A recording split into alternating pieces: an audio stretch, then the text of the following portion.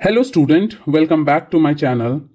NCERT history series में ये हमारा 4th लेक्चर होने वाला है, जो कि रिलेट करता है regarding what books and burials tell us. इससे पहले हम लोग 3 चैप्टर ऑलरेडी खत्म कर चुके हैं। आपने अगर नहीं देखा है और ज़रूरत लगता है तो आप जाके डिस्क्रिप्शन में दिए गए लिंक से जाके विजिट कर सकते हैं। पॉलिटी के लेक्चर्स को भी, साइंस के लेक्चर्स को भी एंड ज्योग्राफी के लेक्चर्स को भी बहुत कॉम्प्रिहेंसिवली डील किया गया है विद क्वेश्चंस एंड आंसर्स। तो आज हम लोग स्टार्ट करते क्या अपना 4th चैप्टर। धीरे धीरे करते करते हिस्ट्री फिनिश हो जाएगा, फिर हम लोग क्लास 7 की एनसीईआरटी को अच्छे से कॉम्प्रिहेंसिवली पढ़ेंगे। NCERT is the base. NCERT होने के बाद फिर आपको कुछ स्ट्रेस नहीं लेना। अब जैसा कि है 6th क्लास में, आप समझिए कि आप एक तरह से चीजों को सिर्फ डिफाइन करना सीख रहे हो। डिफाइन का मतलब सिर्फ ये नहीं कि डेफिनेशन है, मतलब what is this what is that. Define करने का मतलब है ना बहुत बेसिक सा बात, कि जैसे मान लो आपसे कोई कह दिया कि कहीं पे किसी इंसान को दफनाया हुआ मिला, स्केलेटन्स मिला, तो इससे आप क्या समझते हो। तो आप बहुत ब्यूरोक्रेटिक लैंग्वेज में नहीं लिख पाओ, लेकिन एक अंदाजा आप बता पाओ कि अच्छा हाँ, बरियल से हमको ये मिल सकता है। 1-2 पॉइंट आप बताने लायक बचो, ये आपका क्लास 6 का एनसीईआरटी सिखाता है।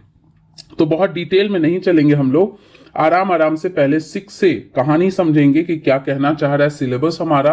एंड धीरे धीरे धीरे धीरे जब 12th खत्म होगा ना, आप इतना रेडी हो जाओगे ना कि प्रीलिम्स के लिए आपको सोचना नहीं पड़ेगा। रही बात मेंस की, तो मेंस के लिए हम लोग क्या करेंगे, उसको कॉम्प्लीमेंट करेंगे with current affairs and other books, answer writing, और फिर आप मेंस के लिए भी रेडी हो जाओगे।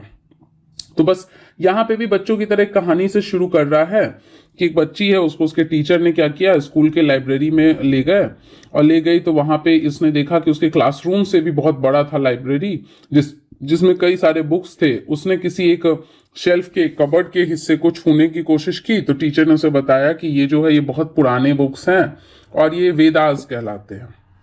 तो अब इसके क्वेश्चन में इसके दिमाग में आया कि भाई ये है क्या वेदास और क्यों हमें जानना है। तो यही कहानी से, इसी क्वेश्चन मार्क से शुरू होता है कि भाई हमको अगर कोई किताब मिल रहा है, जैसे इस बच्ची को मिला वेदास, या हम कहीं पे किसी जगह खुदाई कर रहे हैं और हमें कुछ दफन किया हुआ मिल रहा है, तो उससे हम हिस्ट्री के बारे में क्या कंक्लूड कर सकते हैं। तो वही इस चैप्टर में डील कर रहा है। तो बेसिकली देखिए, 10 मिनट की कहानी आप बस ध्यान से सुनिए। यहां पे कहता क्या है ना कि धीरे धीरे क्या था कि हम लोग पढ़े थे ना पिछले चैप्टर से अभी तक, कि क्या था, एक तरह से वॉन्डरर थे सभी ह्यूमंस। मतलब क्या थे, गैदरर्स थे, कलेक्टर्स थे, हंटर्स थे। धीरे धीरे समय बदला तो वो क्या करने लगे, सेटल होना शुरू हुए। उसके बाद क्या है कि सेटल होते होते आपका एक तरह से कह सकते हो ना कि एग्रीकल्चर और ये सब शुरू हो गया। इंडस वैली सिविलाइजेशन का दौर हो गया।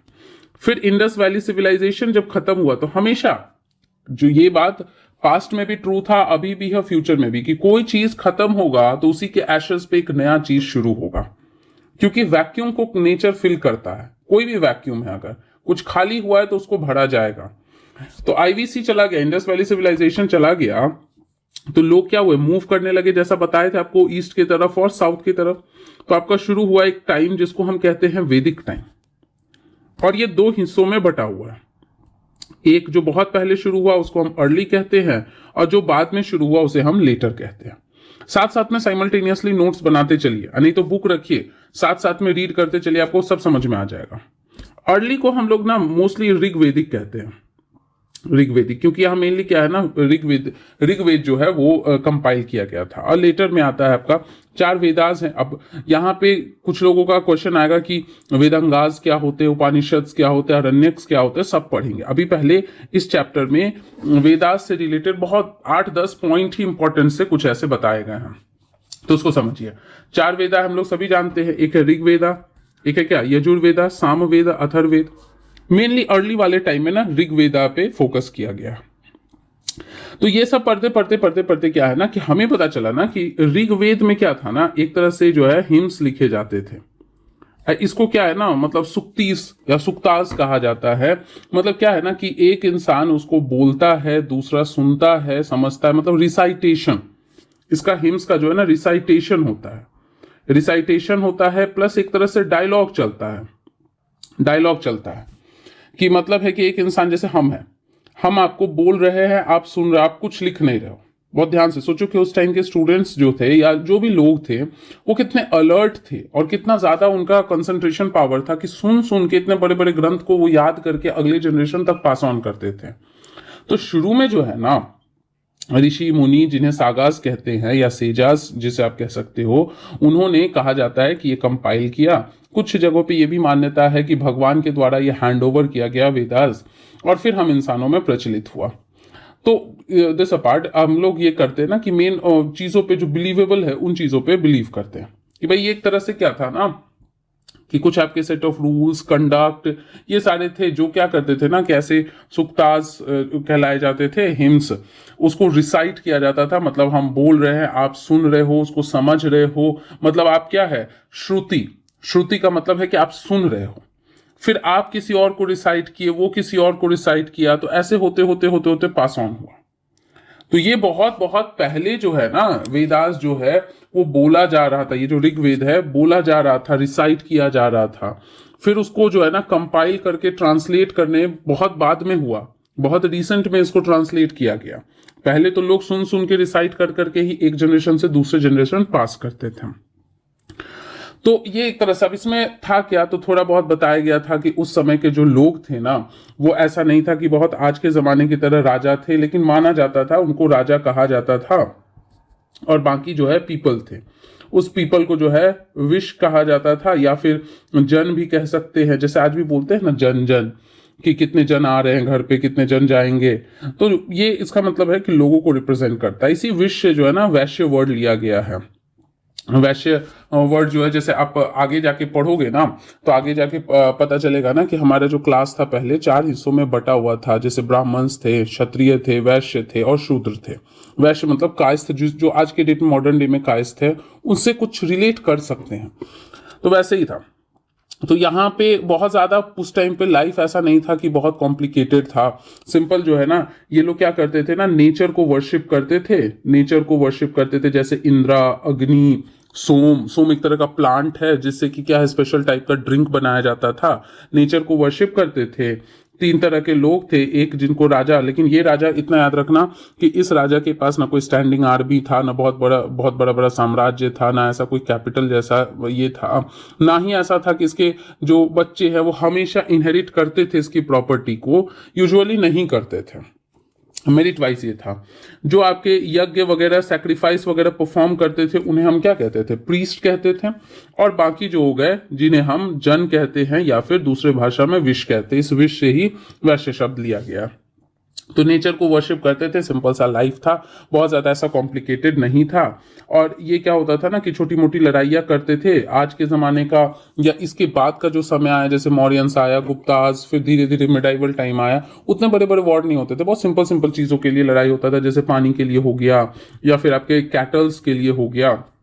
और लड़ाई करने के लिए जो है ना हॉर्सेस वगैरह का यूज किया जाता था, क्योंकि ये कुछ कुछ चीजों से सबूत मिला है कि हॉर्सेस, चैरियट ये सब यूज करते थे पानी के लिए, कैटल्स के लिए, जमीन के लिए, जो आज भी आप देखते होंगे।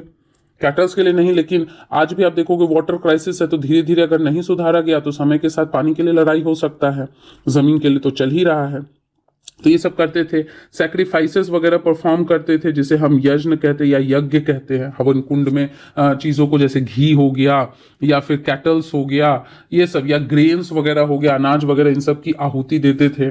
जीत के जब आते थे तो जो भी वेल्थ ये कलेक्ट करते थे, वेल्थ उस समय क्या था, ऐसा कुछ नहीं था कि पैसा वगैरह, उस समय का वेल्थ ज्यादातर क्या था, कैटल्स जीतते थे दूसरे से, अनाज जीतते थे या कुछ और जानवर जीतते थे। तो इस वेल्थ का क्या है ना कि कुछ हिस्सा होता यह था कि कुछ राजा के पास रह जाता था, कुछ जाता था प्रीस्ट को, और कुछ जो है ये जाता था आपका कॉमन पीपल को। इस वेल्थ का यूज होता था क्या, यज्ञ वगैरह करने में। यज्ञ में आहुति जो देते हैं ना हवन कुंड में, हम लोग आज भी जो है सो, जैसे धूप हो गया, बुरादा हो गया, उसको डाल के हम लोग कुछ मंत्र पढ़ते हैं ना, उसी तरह से पहले भी होता था। ग्रेन्स का या फिर आपका कैटल्स हो गया, ये सब, या घी का, आज भी घी का आहुति आप देखते होंगे। तो इन सब का आहुति दिया जाता था, मतलब ऐसे सिंपल सा अपना सेटअप था। ये सब धीरे धीरे धीरे धीरे कैसे पता चला, तो हमें कुछ बरियल से पता चला, कुछ जैसे कुछ पोएम था रिलेटेड टू विश्वामित्रा, कि विश्वामित्रा जो है वो दो नदी से ऐसे बात करते हैं। अब नदी से नेचुरल चीजों से, ज्योग्राफिकल चीजों से बात करें, इसका मतलब है कि उस समय नेचर को वर्शिप किया जा रहा था। तो दो नदियां थी, एक ब्यास थे और एक सतलज। उससे ये बात करते, विश्वामित्र ऋषि थे, वो बात करते हैं कि देखिए आपका आपका जो स्पीड है वो बहुत एकदम करंट की तरह है। तो एक पोएटिक लैंग्वेज में, मतलब इनका ये कहना था कि आप जो ऊंचाई से, पहाड़ों से हमारी तरफ आ रही हो इतने स्पीड में, थोड़ा सा हमारी प्रार्थना भी सुन लो और थोड़ा सा स्पीड कम करके आओ, बहाव कम करके आओ, इतने तक ही आना जिससे कि हमारा जो चैरियट है, जो हमारा जो रथ है वो ना डूबे। तो इस प्रेयर को जो है, अब ये एक तरह से कह सकते हैं हाइपोथेटिकल, इस प्रेयर को सुन के नदी अपना बहाव, ज्योग्राफिकल रीजन आप जानते ही हो कि प्लेन्स के साइड आएगा तो ऑब्वियसली स्पीड कम हो जाएगा, लेकिन ऐसा कुछ था मैन्युस्क्रिप्ट्स वगैरह में, तो उससे हमें कुछ कुछ पता चलता है। तो इससे पता चला कि हाँ ठीक है, नेचर को वर्शिप किया जाता था। बहुत बार इंडस का जिक्र किया गया है, एक बार आपका गंगा यमुना का भी जिक्र है, लेकिन जैसे सोन है, कृष्णा है, गोदावरी, इन सब का जिक्र नहीं किया गया। तो ये कहानी थी, कुछ ऐसे चल रही थी। तो यही कुछ बेसिक बेसिक सा बात बताया। उसके बाद बताया है कि कुछ हमें क्या है, बरियल्स मिले हैं। बरियल्स कहने का मतलब है कि आर्कियोलॉजिस्ट जो कि क्या करते हैं, पुरानी चीज़ों को खोज खोज के हिस्टोरिकल इम्प्लीकेशंस उसका सेट करते हैं, मतलब हिस्ट्री के बारे में बताते, कब एग्जिस्ट करता था, क्या कहानी हो सकती थी। तो उस बरियल से जो है ना, लाइफ का क्या पैटर्न हो सकता था, उन लोगों का सोसाइटी कैसे चलता था, उन लोगों का कल्चर कैसा था, उन लोगों की इकोनॉमी कैसी थी, उन लोगों का बिलीफ कैसा था, किन चीज़ों को मानते थे, उन लोगों का पॉलिटी कैसा था, इन सब के बारे में एक अंदाज़ा लगता है। याद रखना, बहुत पुराने हिस्ट्री के बारे में, एंशिएंट हिस्ट्री के बारे में हम प्रोबेबिलिटीज ही कहते हैं, एकदम अश्योर्ड नहीं रहते, क्योंकि हमें बहुत पुख्ता सबूत नहीं है। जैसे मान लो कि हम देख रहे हैं, जैसे इनाम गांव का, यहाँ पे एक बरियल्स जो है वो आपको बताया जाएगा इनाम गांव के बारे में, जैसे पिछले वाले चैप्टर में था ना लोथल धोलावीरा के बारे में, तो वैसे यहाँ पे भी है। तो यहाँ पे हम देखते हैं क्या, कि जैसे कुछ इंसान है वो बरीड है, और बरीड है तो किसी एक स्पेसिफिक दिशा में बरीड है, जैसे नॉर्थ डायरेक्शन में। तो इसे पता चला कि कुछ चीज जो है वो सुपरस्टिशियस बिलीफ वो मानते थे कि इस डायरेक्शन में रखना शुभ होता है, शुभ होता है। कुछ बरियल्स के अंदर हमें बहुत सारा अनाज का भंडार मिला, बड़ा बड़ा सा पॉटरी मिला, बहुत सारी ज्वेलरीज, मेटल्स मिले, कॉइन्स मिले। तो उससे पता चलता है कि ये बहुत वेल्दी होगा।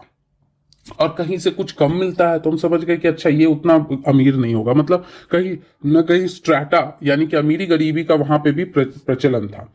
तो बिलीफ का कुछ अनुमान लगा हमको जो है उस समय के इकोनॉमी का, कि वहां उस समय भी इकोनॉमी आज के जैसा एडवांस कॉम्प्लिकेटेड नहीं था, लेकिन इतना था कि अमीरी गरीबी ये सब का था, ये प्रिवेलेंस था। फिर हम देखे क्या कि उनके साथ जो है ना बहुत सारे सामान रखा गया, तो एक तरह से उनके इस कल्चर को या बिलीफ को बताता है कि वो बिलीव करते थे कि लाइफ आफ्टर डेथ, कि वो ये मानते थे कि डेथ के बाद वो किसी और जीवन में जाता है, वहां इन सामानों का उनको जरूरत होगा, इसलिए उनके सारे बिलोंगिंग्स को उसके साथ रख दो। सोसाइटी की बात करता था, वही हायरार्की, अमीर गरीब की बात करता था। पॉलिटी, पॉलिटी मतलब है कि कैसे चलता था, जैसे आज के डेट में भी है ना कि एक गवर्नमेंट है, उसके अंदर छोटी गवर्नमेंट है, ये सब ऐसे। वो उस समय क्या है कि ऐसा कुछ नहीं था कि बहुत ज्यादा आपको जो है रिटन रिकॉर्ड्स मिले या बहुत ज्यादा आपको कॉम्प्लेक्स मशीनरी, ऐसा कुछ नहीं मिला। बस इतना ही अंदाजा लगा कि अमीरी गरीबी था, कुछ तो फर्क रहा होगा, उस फर्क की वजह से डेफिनेटली कोई किसी ना किसी को क्या है दबाता होगा। जैसे मेंशन किया हुआ है कि जो लोग यज्ञ परफॉर्म करते थे वो अपने आप को सुपीरियर आर्यंस कहते थे, और जो नहीं करते थे उन्हें क्या कहते थे, दासाज या दस्यूज कहते थे। जिससे आज के डेट में भी क्या है ना, दास वर्ड लिया गया। दास मतलब स्लेव होता है, जिसको आप काम करने के लिए रखते हो, और दास का ही जो स्त्रीलिंग फॉर्म है फीमेल के लिए जो हम यूज करते हैं वो है दासीज। तो मतलब थोड़ी बहुत ऐसे ही करके थी। तो ये थोड़ा बहुत आइडिया हमें मिलता है। सिमिलरली क्या है कि इंडिया में जो अभी चल रहा था पैरेलली, कुछ जो हमें रिकॉर्ड्स जो है ना 3000 3,500 साल पहले, कुछ चाइना का भी हमको पता चल रहा है कि वहाँ के भी लोग कुछ कुछ चीज़ों को बिलीव करते थे। जैसे क्या था कि वहाँ का राजा जो है ना हड्डियों पे अपने लोगों से कुछ कुछ लिखवाते थे, मतलब वो लोग राइटिंग करते थे। अभी तक हम लोग उतना राइटिंग नहीं सीख पाए थे, मतलब ऐसे स्क्रिप्ट नहीं लिख पाए थे, वो लोग लिख रहे थे और लिख के उन हड्डियों को आग में डाला जाता था और हड्डी जो है फूटता था, चटकता था। तो उससे क्या है ना, जैसे आज के डेट में ना भविष्यवाणी करना, तो वैसे उस टाइम में भविष्यवाणी किया जाता था कि क्या हो सकता है, राजा का राज कब तक चलेगा, राजा को बेटा होगा कि बेटी होगा, राजा के राज्य में जो है कितने पैसे आएंगे, कितनी अमीरी होगी, यही सब बेसिक बेसिक चीज। तो यही बेसिक चीज आपको इस चैप्टर से मिलता है और कुछ नहीं है। तो फटाफट चलिए देखते हैं कि इस चैप्टर में है क्या क्या। देखिए क्या है, आपके 4 वेदास है, ऋग्वेद, सामवेद, यजुर्वेद एंड अथर्ववेद। सबसे ओल्डेस्ट वेद आपसे पूछे तो आप क्या कहोगे? ऋग्वेद, जो कि लिखा गया तकरीबन कब? 3500 साल पहले। इसमें क्या कह रहा है कि इसमें मोर देन 1000 हिम्स जो है, एक तरह से राग कह सकते हो उसे, हम हिम्स कहते हैं, प्रेयर्स के फॉर्म में जिसको गाया जाता है। जैसे हमारे स्कूल में गाया जाता था, eternal God creator of all I firmly believe that I am now. तो वैसे ही सबके अपने कुछ गाने के कुछ आपके श्लोक हो सकते हैं। तो ये आपके सुक्तास कहे जाते थे, जिसको संस्कृत में हम वेल सीड कहते हैं। इसमें क्या है, बहुत सारे भगवान के क्या कह सकते हैं, प्रेज में, बड़ाई में ये लिखा जाता था। जैसे अग्नि, जिसको फायर का नाम से लग रहा है, अग्नि मतलब आग, मतलब फायर के गॉड। अभी बताए थे ना कि नेचर को वर्शिप करते थे, यहाँ पे आपको बताए थे नेचर को वर्शिप करते हैं। इंद्र, किसको? वॉरियर गॉड, लड़ने के लिए। जैसे आपको सीरियल्स वगैरह भी, माइथोलॉजिकल सीरियल्स देखना, तो उसमें भी देखना कि क्या है, इंद्र का वज्र कहा जाता है। उनके पास एक स्ट्रॉन्ग बहुत हथियार था, जिससे कि वो क्या करते थे, अटैक करते थे। तो वॉरियर थे इसलिए अटैक करते थे। सोम एक स्पेशल टाइप का प्लांट है जिससे ड्रिंक, बेसिकली आज के टाइम का जो अल्कोहल दारू है ना, वही उस टाइप से पहले कहा जाता था कि ऐसा यूज होता होगा। बट कितना सच्चाई है वो तो उस समय जो रहे होंगे वही जानते होंगे। कौन गाते थे? ऋषिस, ऋषि मुनि जिन्हें हम कहते हैं। और इसको लिखा गया किसमें? ओल्ड और वैदिक संस्कृत में। कहने का मतलब है कि आज का जो संस्कृत है ना, उसका जो सबसे पुराना रॉ फॉर्म था, जैसे शेक्सपियर का इंग्लिश आप देखना, मॉडर्न इंग्लिश देखना, आपको बहुत फर्क दिखेगा। जैसे दाई, दाऊ, दाइन ऐसे यूज होता है शेक्सपियरियन इंग्लिश में, लेकिन नॉर्मल में आप नॉर्मल चीजें दे, वेयर, वेन ऐसे यूज होता है। तो ये सब एक तरह से क्या होता था ना, रिसाइट किया जाता था, याद किया जाता था, एकदम बिट बाय बिट, एक एक शब्द ऐसे ही याद किया जाता था, और बहुत ध्यान से, और बहुत कुछ लोग ही मिलके। अब जो लर्नेड होगे ना सब, तब ना, अब सभी के बीच में अगर रिसाइट करेंगे तो सब लोग एक साथ इतने भीड़ में नहीं याद कर पाएंगे। तो जो लर्नेड लोग लगते थे उनके बीच में किया जाता था, फिर वो ग्रुप बनाते थे, आगे लोगों को पास करते। तो ऐसे होते होते होते होते लोगों को पास ऑन होता था। अब देखिए यहाँ पे क्या है, संस्कृत एंड अदर लैंग्वेज कि ये आपने एक मूवी देखा होगा नमस्ते लंदन, उसमें एग्जांपल देता है अक्षय कुमार बहुत अच्छे से कि संस्कृत से ही बहुत सारे लैंग्वेजेस डिराइव हुए हैं। जैसे बहुत सारे आपके जो है इंडो यूरोपियन लैंग्वेजेस, जैसे असमीज, गुजराती, हिंदी, कश्मीरी, सिंधी, ये सब, या Persian, French, English, German, Greek, Italian, Spanish. एक तरह से यही मूल है, ये बेसिक है। जैसे होता है ना फिजिक्स में पढ़ते फंडामेंटल यूनिट, कि भाई लेंथ एक बेसिक है और टाइम एक बेसिक है। लेंथ को पर यूनिट टाइम से कर दो तो वेलोसिटी निकल जाएगा। तो वैसे ही जैसे मातृ जो संस्कृत में होता है ना, उसको हिंदी में माँ कहते हैं, इंग्लिश में मदर कहते हैं। तो कुछ सिमिलैरिटीज है। तो वैसे ही कई लैंग्वेजेस में, जैसे नॉर्थ ईस्ट साइड में जो है ना, टिबेटो बर्मन होना भी चाहिए। देखिए नॉर्थ ईस्ट बर्मा मतलब म्यांमार से और तिब्बत के नजदीक है, तो वो लैंग्वेज होता है। साउथ में आपका क्या है, द्रविडियन लैंग्वेज होता है। और जो बीच में है झारखंड वगैरह या छत्तीसगढ़, मध्य प्रदेश, वहां पे क्या है, ऑस्ट्रो एशियाटिक मतलब ऑस्ट्रेलियन और एशियन फैमिली का जो लैंग्वेजेस वगैरह है वो बोला जाता है, जैसे संथाली भाषा वगैरह होता है। तो अब कह रहा है कि list the languages you have heard about and try to identify the families. और ये आपके काम का नहीं है, धीरे धीरे समय के साथ पढ़ोगे। अभी फिलहाल जो है ना, जो आपका दिया हुआ है कुछ लैंग्वेजेस, जैसे कुछ संस्कृत का इंडो यूरोपियन वाला लैंग्वेज है, ऑस्ट्रो एशियाटिक फैमिली है, द्रविडियन है, इनका आप लिस्ट बना सकते हैं। अब उसके बाद देखिए क्या है, आज के डेट में जो हम लोग बुक यूज करते हैं ना, वो रिटन और प्रिंटेड है। जबकि ऋग्वेदा को क्या किया जाता था, सुना जाता था। श्रुतिस कहते हैं, सुनने की चीजों को ना श्रुतिस कहते हैं, श्रोता। और इसको जो है ना प्रिंट किया गया था 200 साल पहले। बोला तो कब से जा रहा है, 3500 साल पहले से ये प्रचलन है, लेकिन प्रिंट किया गया था इतना पहले। अब इसको स्टडी कैसे करते हैं? ऑब्वियसली पुरानी चीजों को कौन स्टडी करता है, आर्कियोलॉजिस्ट। तो अब क्या है कि कुछ आपके डायलॉग्स के फॉर्म में भी है, जैसे बताए थे ना विश्वामित्रा व्यास और सतलज के बारे में जो है एक पोएम ऐसे लिखते हैं। अब यहाँ पे देखिए कुछ ऋग्वेद का जो है ना ये दिया हुआ है, जिसको इंग्लिश में ट्रांसलेट करके पुणे में प्रिजर्व किया गया। तो खैर ये आपको पढ़ना नहीं है, आपको समझना नहीं, बस इतना याद में रख लीजिए कि ये जो पर्टिकुलर मैन्युस्क्रिप्ट है ऋग्वेद का, इसका कुछ पार्ट आपका पुणे में भी प्रिजर्व्ड है। अब यहाँ पे वही है, विश्वामित्रा एंड रिवर्स, वही सारी बातें जो है ना वो कहते हैं। देखिए इंडस का भी मेंशन है बहुत बार, गंगा यमुना का एक ही बार मेंशन्ड है। यहाँ पे जो है एनिमल्स वगैरह का है मेंशन किया हुआ। तो मतलब है कि यहाँ पे ये हिंट मिलता है ये चीजों से कि भाई नेचर को वर्शिप किया जाता था। हॉर्सेस का जिक्र है, मतलब चैरियट वगैरह है। कैटल्स का है, क्योंकि हॉर्सेस का मदद से जो चैरियट चलाते उससे युद्ध लड़ा जाता है। किसके लिए? कैटल्स के लिए, अनाज के लिए, इन सभी के लिए इसका जिक्र है। और कुछ रिवर्स का है। साउथ इंडिया के रिवर्स का जिक्र अभी नहीं मिलेगा, आपको बाद में मिलेगा। उसके बाद कह रहा है कि कैटल्स, हॉर्सेस एंड चैरियट्स। अब वही जो चीज आपको पढ़ा है वही चीज बताते हैं। क्या बता रहे थे कि जो भी है कैटल्स के लिए है, चिल्ड्रन के लिए, स्पेशली सन के लिए है, एंड हॉर्सेस के लिए आपका क्या है कि जो हिम्स है। अगर आपसे क्वेश्चन पूछे ना कि ऋग्वेदा में जो हिम्स है वो किसके लिए है, तो आप ये सब कहोगे। जैसे बताए थे ना शुरू में ही कि कुछ कंडक्ट्स के लिए है, कुछ रूल्स के लिए। तो किसके लिए? उस समय क्या चल रहा था? सोसाइटी जो चलेगा उसी के लिए ना आप रूल बनाओगे। आज की हमारी सोसाइटी इतनी कॉम्प्लेक्स है, तो आज के सोसाइटी में आपका क्या है, जो वुमेन रह रहे हैं, मेन रह रहे हैं, चिल्ड्रन है, अदर जो आपके इंपॉर्टेंट इंडिविजुअल्स है, उन्हीं सबसे रिलेटेड तो कानून बनाते हैं। तो उस समय में क्या चल रहा था? उस समय में चल रहा था कि लोग नेचर को वर्शिप कर रहे थे। फार्मर्स थे, हर्डर्स थे, कैटल रखते थे। कैटल रखना ही बहुत अमीरी। आज भी देखना कि गांव में जो है ना, कितना किसके पास गाय है और भैंस है, उससे अमीरी और गरीबी का पहचान होता है। कई लोग अभी भी कहेंगे, बूढ़े बाबा लोग, कि हमारे पास तो 10 भैंस था, तो कोई दूसरा कहेगा कि हमारे पास तो 20 था। तो कैटल उस समय वेल्थ था। उस समय फैमिली का कंसेप्ट आ गया था। और फैमिली के कंसेप्ट में आप जानते हो हमेशा से ये चीज चला आ रहा है कि भाई बेटा जो है वो कुल का दीपक होता है, तो इसलिए बेटे के लिए ज्यादा। लेकिन ऐसा नहीं है कि बेटे के लिए ही सिर्फ, कह रहा है स्पेशली सन्स, मतलब डॉटर्स के लिए भी था। और जो लड़ाई लड़ा जाता था वो किससे लड़ा जाता था? रथ बना के। रथ का जो है चालक कौन था? घोड़ा था। तो घोड़ों के लिए आपके जो है हिम्स उसमें लिखे हुए हैं। तो आपका क्या होता था? लड़ाइयाँ लड़ी जाती थी। और किसके लिए बताए थे ना? लैंड के लिए। लैंड होगा तो क्या करोगे लैंड पे? लैंड पे ऐसा तो नहीं है कि लूटेंगे। लैंड होगा तो लैंड पे आप खेती बाड़ी करोगे, पशुपालन करोगे, उसके लिए चारा उगाओगे। तो देखो क्या है, पास्चर्स, कुछ रटना ही नहीं है। पास्चर्स है, आप क्रॉप्स उगाओगे। हार्डी क्रॉप मतलब क्या है कि जो खराब हालात में भी ग्रो कर जाए, उसको हम हार्डी क्रॉप्स कहते हैं। मतलब ज्यादा टेम्परेचर, कम पानी में भी, जैसे बार्ली वगैरह हो गया। पानी के लिए भी लड़ा जाता था, लोगों को कैप्चर करने के लिए भी लड़ा जाता था। उसके बाद जो वेल्थ मिलता था, तो बताए थे ना, राजा कुछ रखता था, कुछ जो है प्रीस्ट को दे दिया, कुछ लोगों को, कुछ आपका यज्ञ परफॉर्म करने के लिए। तो यहाँ पे देखिए क्या है, लीडर्स रखते थे, प्रीस्ट को दे दिए, पीपल को, और यज्ञ परफॉर्म करने के लिए होता था।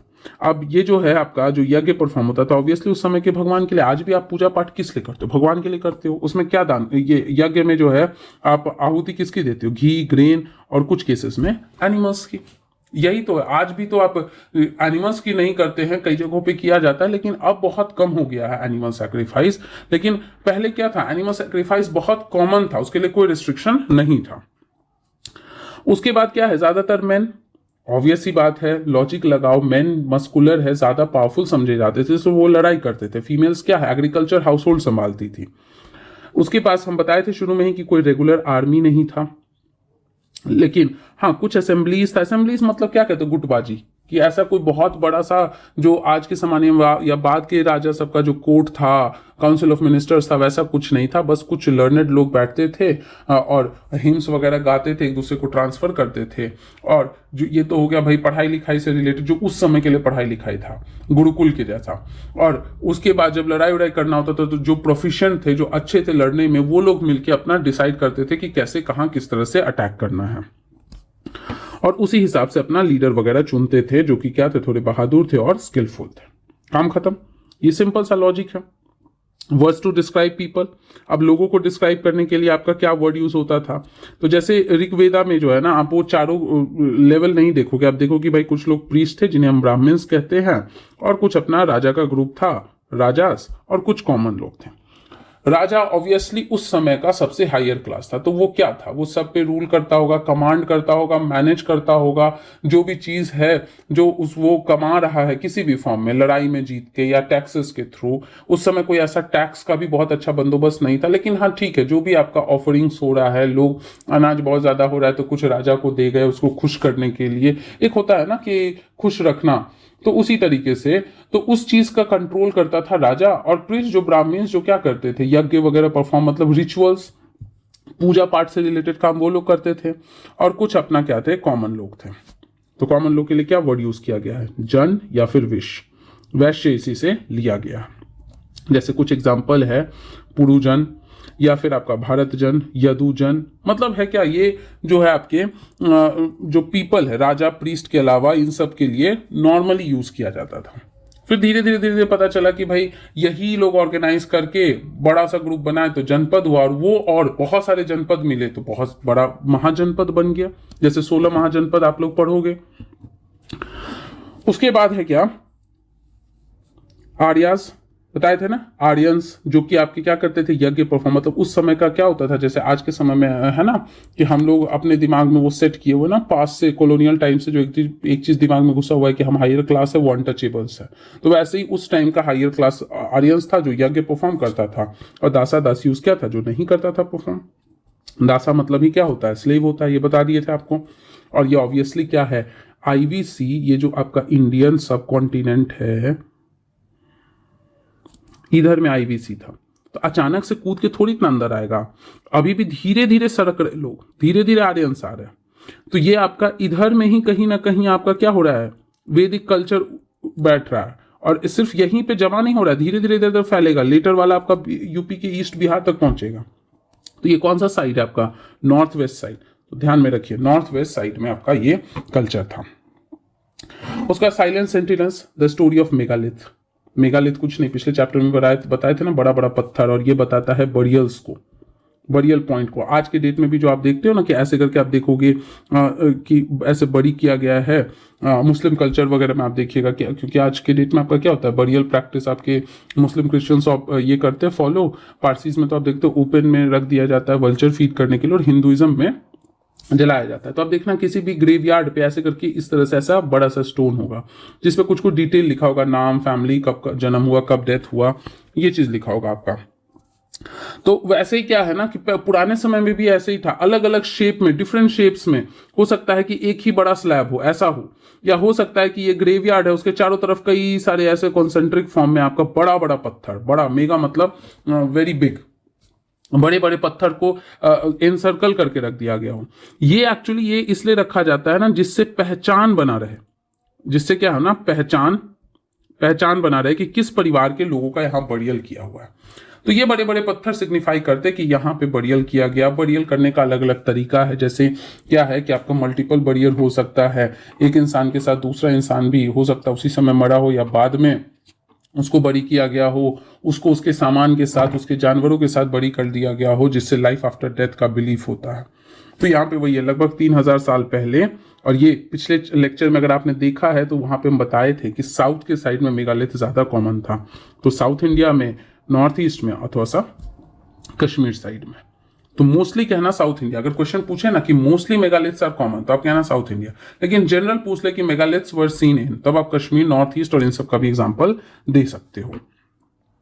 यहाँ पे देखो ये क्या है, ये पिक्चर दिख रहा है, ये पहले देखो बड़ा बड़ा बड़ा बड़ा सा पत्थर है, बड़ा बड़ा सा पत्थर है, सबका अपना एक पहचान बनाने के लिए कि भाई आपस में डिसाइड हो गया कि हम लोग समझ जाते हैं कि हमारे परिवार का ऐसा पैटर्न है, हमारी अगली जनरेशन आएगी तो वो समझ जाएगी कि यहाँ हमारा परिवार जो है वो बरीड है। उसके बाद देख रहे छोटे छोटे छोटे छोटे पत्थर है, और तब ये बड़ा बड़ा सा स्लैब है, बड़ा बड़ा सा स्लैब है, इसके अंदर में बड़ी किया हुआ है। और यहां पे देखना ये जो छोटा सा है, इसको हम ये जो छोटा सा ब्लू से हम ये रिप्रेजेंट किए हैं, ये छोटा सा आपका रिप्रेजेंट करता है पॉट होल। पॉट होल का मतलब है ये रास्ता है, इधर से अगर फ्यूचर में अभी एक इंसान बड़ी हुआ, वो दफना दिया गया, मर गया, वो दफना दिया गया, उसी के फैमिली का कोई और फिर बाद में मरता है, तो अलग अलग जगह दफनाने से अच्छा एक ही जगह इस पॉट होल के थ्रू क्या है उस अगले वाले को भेजा जाएगा। जैसे अग्निशमन मतलब जहां पे जो है इलेक्ट्रिसिटी से जलाया जाता है, तो आप देखते हैं ना एक बड़ा सा चेम्बर होता है, ट्रे पे लिटा दिया गया और अंदर भेज दिया गया, जल गया। वैसा ही कुछ उनका सिस्टम था, लेकिन उतना एडवांस नहीं था, छोटे से ओपनिंग थे, जैसे कोई मरा तो इस ओपनिंग को खोल के इधर के थ्रू क्या है ना कि डेड बॉडी को डाल दिया गया और फिर से ओपनिंग क्लोज कर दिया गया। तो यहाँ पे वही पे यही चीज आपका रिप्रेजेंट करता है कि अलग अलग बरियल्स को ये बताता है। कभी कभी क्या मिलता था, सर्कल्स ऑफ स्टोन मिलता था, और कभी कभी एक बड़ा सा ये मिलता था। इससे पता चलता था कि इसके नीचे क्या है, दफन किया हुआ है। तो यहाँ पे वही है, सिंपल सा क्वेश्चन कह रहा है कि अगर बरी करना होगा तो क्या क्या स्टेप फॉलो करेगा। तो ऑब्वियसली क्या है कि हम लोग पहले जाएंगे, पत्थर को तोड़ेंगे, पत्थर कलेक्ट करेंगे, लाएंगे, फिर मिट्टी खोदेंगे और तब बरी कर देंगे। तो वैसा ही सिंपल सा क्वेश्चन है। उसके बाद है कि यहाँ पे क्या कि इन सभी का कुछ कॉमन फीचर्स है। कॉमन फीचर ये क्या है कि अपने किसके साथ अकेले नहीं बरी होते थे, बताया ना, लाइफ आफ्टर डेथ पे बिलीफ होता था, अपने कुछ पॉट के साथ, जैसे कि black and red ware, BRW, question में कभी कभी ऐसे BRW लिखा होता है, कुछ नहीं, ब्लैक एंड रेड वेयर का मतलब है ना कि पॉट में हो सकता है कि ब्लैक बैकग्राउंड हो, उस पर रेड से डिजाइन बना, या अंदर का हिस्सा पूरा ब्लैक हो और बाहर पूरा रेड से पेंटेड हो।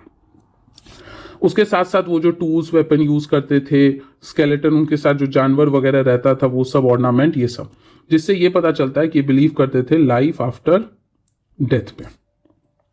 आप पूछ रहे हैं क्या आपसे कि क्या आयरन हड़प्पन में यूज होता था, आप कहना नहीं।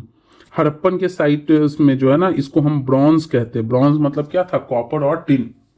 ब्रॉन्ज एज सिविलाइजेशन भी उसको कहा जाता है। चाल्कोलिथिक पीरियड, चाल्कोलिथिक कुछ नहीं है, जो लिथिक फेजेस था ना, उसी बीच में जो मेटल्स, कॉपर डिस्कवर हो गया, कॉपर और टिन को मिक्स करके ब्रॉन्ज बनाना शुरू किए, तो उसी बीच में लगभग नियोलिथिक के ही पैरेलल में चाल्कोलिथिक चल रहा था। आगे पढ़ेंगे, लेकिन आयरन आपका बाद में यूज हुआ। यही सब देखो आपका टूल्स है, अलग अलग तरह का टूल्स है। इसके बाद देखिए क्या है कि अब सोशल डिफरेंसेस, कि बरियल से हमको अब बताया हुआ है, आपको कुछ नया चीज नहीं बताया ना, कि अगर ज्यादा बरियल्स होगा मतलब वो उस समय अमीर रहा होगा।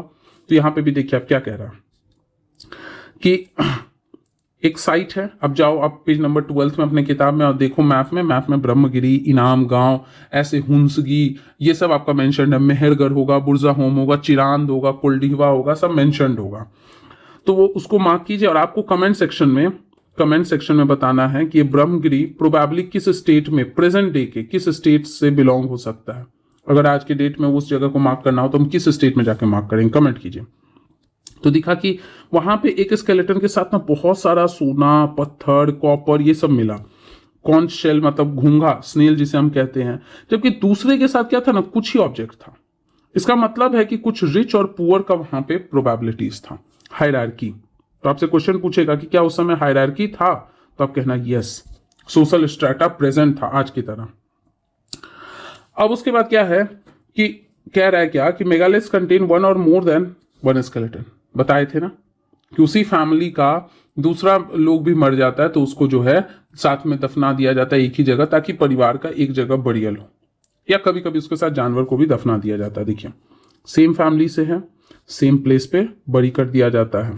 और जरूरी नहीं है कि सेम ही टाइम पे, हो सकता है एक ही टाइम पे एक से ज्यादा लोग का डेथ हो गया हो, या अलग अलग टाइम पे। और देखना कि आज भी जो है ना बहुत सारा चीज उस समय का आज भी हम लोग क्या करते हैं, प्रैक्टिस में लाते हैं।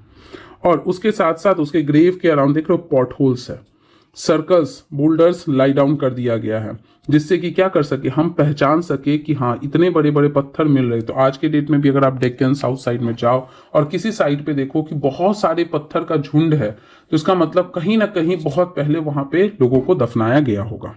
अब यहाँ स्पेशल मेंशन इनाम का, फिर से जाइए पेज नंबर 12 और मार्क कीजिए, बताइए कि आज के प्रेजेंट डे का कौन सा स्टेट में ये लाई करेगा। और इसके लिए एक चीज इंपॉर्टेंट ध्यान में रखना, भीमा नदी का जो एक ट्रिब्यूटरी है घोड़, उसके किनारे है। अब आपको ये कमेंट करना है कि भीमा किसका ट्रिब्यूटरी है।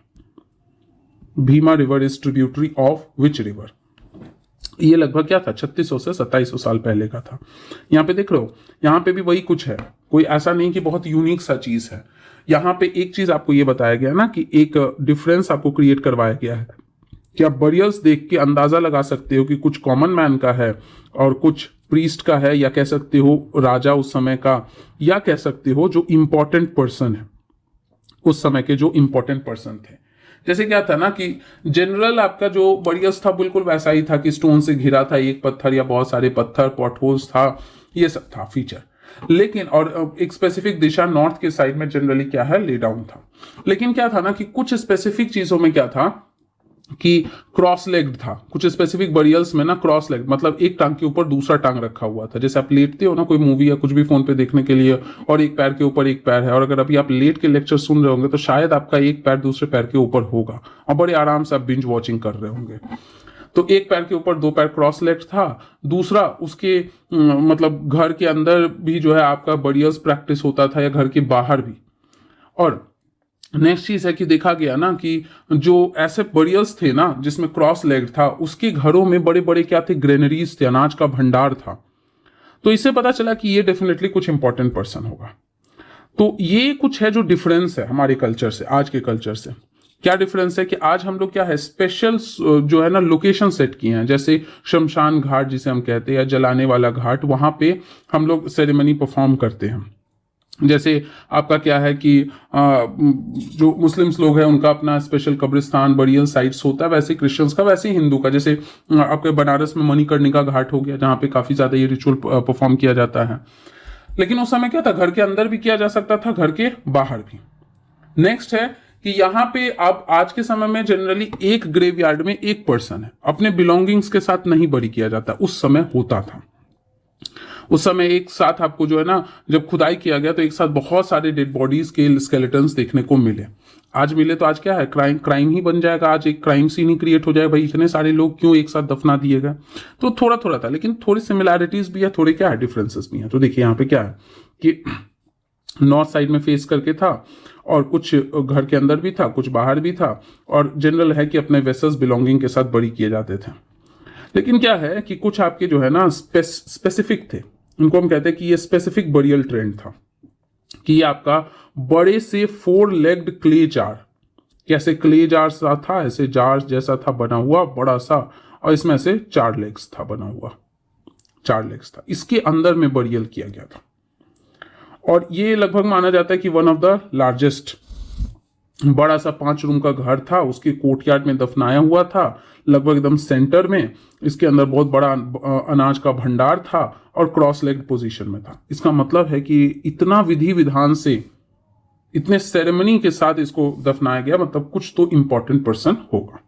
तो 2 टाइप का, कॉमन मैन और स्पेसिफिक मैन। अब कह रहा है कि स्केलेटन स्टडीज से हमको क्या पता चलता है। देखिए, स्केलेटन स्टडीज से 2 बात आप पता कर सकते हो कि कौन सा स्केलेटन एडल्ट का है, कौन सा स्केलेटन बच्चे का। जनरली हाँ, कभी कभी क्या होता है ना कि जैसे ग्रोथ हार्मोन का सिक्रीशन कम हो जाए तो ड्वार्फिज्म हो जाता है। ड्वार्फिज्म हो जाने से एडल्ट का भी जो है ना बोन का छोटा साइज होता है, लेकिन वो भी प्रिसाइजली अगर हम स्टडी करें ना तो पता चल जाएगा कि कौन ड्वार्फ पर्सन का बोन है, कौन सच में इमेच्योर बच्चे का बोन है। तो ये पता कर सकते हैं। इसके साथ साथ हम मेल और फीमेल का भी डिफरेंस क्रिएट कर सकते हैं। मेल और फीमेल का डिफरेंस कैसे क्रिएट कर सकते हैं, जनरली आप देखना ना कि जो मेल बॉडी होगा ना, उसका जबड़ा, उसका जॉ बोन ज्यादा थोड़ा चौला होगा फीमेल के कंपैरिजन में। हेड थोड़ा सा बड़ा होगा फीमेल के कंपैरिजन में। हिप बोन फीमेल का ज्यादा चौला होगा, क्योंकि हिप बोन का जो ब्रॉड नेचर है ना, वो क्या होता है ना, फीमेल्स को चाइल्ड बर्थ, लेबर पेन को रेजिस्ट करने में हेल्प करता है, सपोर्ट करता है।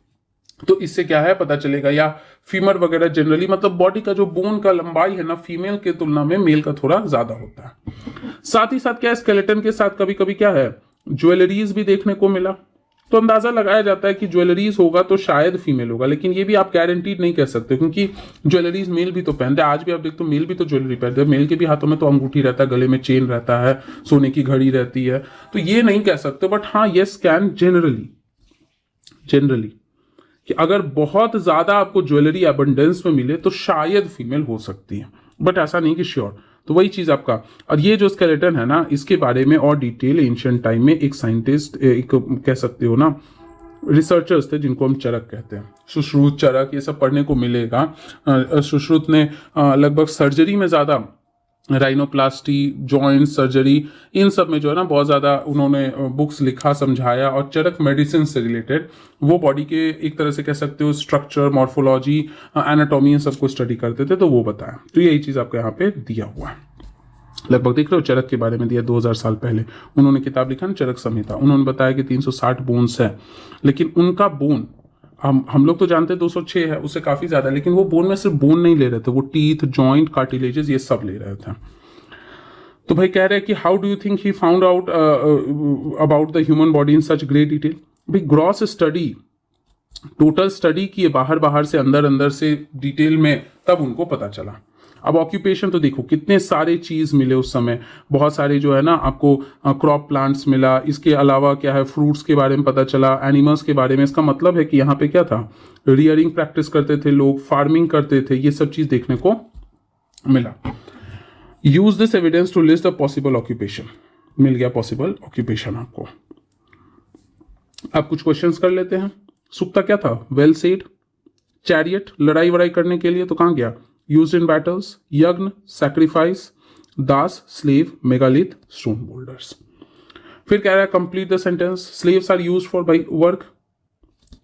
मेगालिथ्स कहां पे फाउंड है, तो कह सकते हो बरियल साइट्स।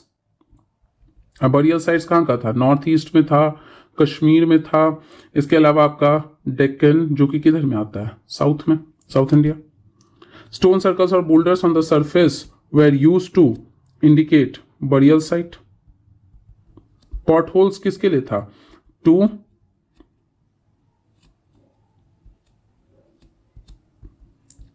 फैसिलिटेट बरियल, कि जो पहले मरे थे उनको दफना दिया गया और पॉट होल बना दिया गया, एक रास्ता बना दिया। फ्यूचर में कोई मरेगा तो उसी रास्ते के थ्रू उसी सेम जगह पे सेम फैमिली के लोगों को बरी कर दिया जाएगा। पीपल एट इनामगांव एट, क्या खाते थे, सिरल्स, एंड साथ ही साथ वो क्या कंज्यूम करते थे, फ्रूट्स। अब कह रहा है कि in what ways are the books we read today different from the Rigveda. देखो ऋग्वेदा में क्या था, सुक्तास था, ये आपका रिटन फॉर्म में नहीं था, सुना जाता था, ये प्रॉपर वे में कंपाइल्ड नहीं था, पिक्चर्स नहीं थे, अट्रैक्टिव नहीं था। बट आज के डेट में क्या है, प्रॉपर वे में ट्रांसलेटेड है, कंपाइल्ड है, रिटन है, उसमें पिक्चर्स है, अच्छा एक्सप्लेनेशन है, उसको हम पढ़ सकते हैं, नोट्स बना सकते हैं। ऐसा ऋग्वेद का नहीं था। What kind of evidence from burials do archaeologists use to find out whether there were social differences amongst those who were buried? बिल्कुल था। आप इसका एग्जाम्पल ले सकते हो, था ना। अगर ज्यादा सामान साथ में रखा हुआ इसका मतलब है रिच है, और अगर लेस है तो इसका मतलब क्या है कि वो उस समय के हिसाब से क्या था, पुअर था। ये कुछ डेट्स है, लेकिन डेट ये सबसे लास्ट में आपको पढ़ना है। पहले आप कहानी समझो, कहानी समझने के बाद ना आपको क्या करना है, उसके पात्र को फिट करना, तब जाके आपको डेट्स को अलाइन करना। In what ways do you think that the life of raja was different from that of, नाम से ही पता चला है। तो जो दास और दासी होगा वो ज्यादा काम करेगा, उसको कम ये होगा, कह सकते उस समय के हिसाब से वेल्थ जो भी था, वेल्थ कैटल या जिस भी चीज का, वो कम होगा, हार्श कंडीशन होगा, लेबर ज्यादा करना पड़ेगा। वहीं राजा का जिंदगी आराम होगा, ये ऑर्डर देगा, दास फॉलो करेगा, राजा ऑर्डर देगा, राजा मैनेज करेगा, टैक्स कलेक्ट करेगा, पैसा वैसा, मतलब हर चीज को जो है ना मैनेज करने का अथॉरिटी राजा के पास होगा। फिर आपका कह रहा है कि find out whether your school library has a collection of books on religion. हाँ ठीक है हमारे स्कूल लाइब्रेरी, हमारे घर में भी है। अब बुक के नाम कह रहा है तो आप नाम दे सकते हो, जैसे कुरान हो गया, बाइबल हो गया, जिंदवेष्टा हो गया, भगवत गीता हो गया, या फिर उपनिषद हो गया, वेदास हो गया। अब ये सब कुछ खास इंपॉर्टेंट नहीं है। ये वही कह रहा है कि अपने आसपास के लोगों से मिलिए, नाम लिखिए, वो क्या काम करते हैं, कौन सी भाषा बोलते हैं, या और कुछ उनकी जो क्वालिटी है, कोई यूनिकनेस है वो लिखिए। तो ये आपके यूपीएससी में नहीं पूछेगा। जो स्कूल के बच्चे ये एज अ प्रोजेक्ट अपना कर सकते हैं। मतलब हुआ क्या, हम यहाँ क्या पढ़े, हम पढ़े लगभग एक तरह से ऋग वैदिक कल्चर के बारे में। यहाँ क्या पढ़े हम लोग, तो यहाँ पढ़े कि ऐसा था कि राजाज, प्रीस्ट और जन या फिर विश, अगर नोट्स आपने नहीं बनाया सिर्फ रीडिंग दे रहे थे तो यहां से भी आप बना सकते हो। ये 3 ग्रुपिंग था। 4 वेदास होते हैं, आप जानते ही हो 4 वेदास, ऋग्वेद, यजुर्वेद, सामवेद और अथर्ववेद। ऋग्वेदिक कल्चर की बात करें जो लगभग आज से 3500 साल पहले की बात हो रही है। राजास के पास एक तरह से क्या होता था कि बैटल वगैरह फॉट करता था, इसके पास थोड़ा अथॉरिटी था, ये टैक्स वगैरह को कलेक्ट करता था, चीज़ों को क्या करता था, मैनेज करता था। लेकिन यहाँ पे कोई ऐसा आर्मी इसके पास नहीं था जो आज के समय में देखने को मिलता है। इनहेरिटेंस कि इसका बच्चा ही राजा बनेगा, ऐसा कोई रूल उस समय नहीं था। ये किस लिए बैटल फॉट करता था, तो बैटल जो है ये फॉट करता था किसके लिए, या तो वाटर के लिए, या कह सकते हो कैटल के लिए, या फिर पीपल को कैप्चर करने के लिए भाई, या फिर कह सकते हो लैंड को। लैंड का इस्तेमाल किसके लिए होगा, तो पास्चर के लिए, चारा के लिए, या फिर कह सकते हो सेटल होने के लिए, या फिर फार्मिंग के लिए। इन सब के लिए आपका क्या है, लैंड का यूज होगा। ये सारा चीज था। इसके अलावा क्या था कि ये जो है यज्ञ वगैरह के लिए भी जो है यज्ञ परफॉर्म करते थे, जिसमें घी, ग्रेन्स और एनिमल्स का सैक्रिफाइस होता था। जो भी ये कलेक्ट करते थे, जो भी ये लूट पाट करके आते थे, वो बंटता था, प्रीस्ट को जाता था, खुद के पास रहता था और साथ ही साथ कॉमन लोगों को भी बांट दिया जाता था। इसके अलावा इन पैसों का मतलब इन वेल्थ का इस्तेमाल होता था किसके लिए? यज्ञ वगैरह के लिए। तो ये अपना राजा का मोटा मोटी आइडिया था। प्रीस्ट आपके क्या थे? ब्राह्मण्स जिन्हें हम कहते हैं, जो कि आपके रिचुअल्स, रीति रिवाज को क्या करते थे? परफॉर्म करते थे। जनविश ये क्या है? आपके कॉमन पीपल है। कॉमन पीपल या सिंपली कह सकते हो, कॉमन नहीं कह सकते, पीपल कह दो। इन दोनों के अलावा जो भी सबको जनरल वे में आप कह सकते हो पीपल, जैसे भारत जन हो गया या फिर पुरु, बाद में कुरु भी आएगा, उसके बाद आपका यदु जन हो गया, ये सब हो गया। तो इन सब के बारे में आपका डिटेल दिया हुआ है। प्लस है क्या कि मेगालिथ के बारे में डेटा दिया है। मेगालिथ किसको रिप्रेजेंट करता है? बरियल साइट्स को। मेगालिथ क्या है? लार्ज। लिथ मतलब क्या हो गया आपका? स्टोन्स हो गया। मेगालिथ आपका कहाँ देखने को मिलता है? तो नॉर्थ ईस्ट में। कहाँ देखने को मिलता है? कश्मीर में। और उससे भी ज्यादा किधर है? डेक्कन में एंड साउथ इंडिया में। बताए थे ना कि इंडस वैली सिविलाइजेशन के थ्रू होते होते, डिक्लाइन होते होते लोग ईस्ट की तरफ बढ़े और साउथ की तरफ, इसीलिए साउथ में, ईस्ट में बाद में सिविलाइजेशन इमर्ज हुआ, पहले नॉर्थ वेस्ट साइड में हुआ था। उसके साथ साथ क्या है कि ये आपको क्या है, डिफरेंट पैटर्न्स में हो सकता है सिंगल लार्ज स्टोन ही एक जगह हो, या फिर हो सकता है सर्कल्स ऑफ स्टोन हो। इसका इस्तेमाल किस लिए होता था? कि लोग अपने परिवार को कहां दफन किए हैं उसको आइडेंटिफाई कर सके, आइडेंटिफिकेशन के लिए।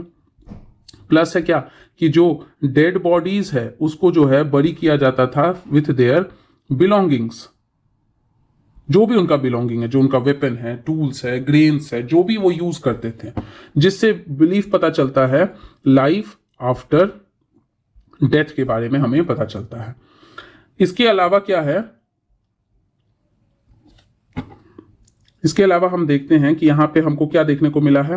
पॉट होल्स, जिसके थ्रू क्या है ना, dead bodies were placed. Generally क्या होता था? सेम फैमिली, हो सकता है सेम और डिफरेंट टाइम्स ऑफ डेथ था, लेकिन सेम बरियल साइट। तो बार बार खुदाई करने से अच्छा रास्ता पहले से ही खोल के रखो। हो सकता है इनसाइड हाउस हो या फिर आउटसाइड हो, आज से थोड़ा सा अलग। इसके अलावा क्या है कि जो आपके बरियल बिलोंगिंग्स थे वो अगर ज्यादा है तो इसका मतलब क्या है? रिच है। वो अगर कम है तो इसका मतलब वो उस समय के हिसाब से क्या है? पुअर है। जैसे आपको एक साइट है ब्रह्मगिरी, जो मैंने पूछा है आपसे कि किस स्टेट में आज के डेट में आएगा, वहां से पता चला। और इसके अलावा आपका एक साइट है कौन सा? इनाम गांव। इसके बारे में भी आपको बताना है कमेंट सेक्शन में, और ये भी बताना है कमेंट सेक्शन में कि धोलावीरा और लोथल में से कौन सा खादिर बेट के पास लोकेटेड था। अब इनाम गांव की बात करें तो यहां पे एक जनरल बरियल प्रैक्टिस था जो कि सेम था, सेम एज बिफोर,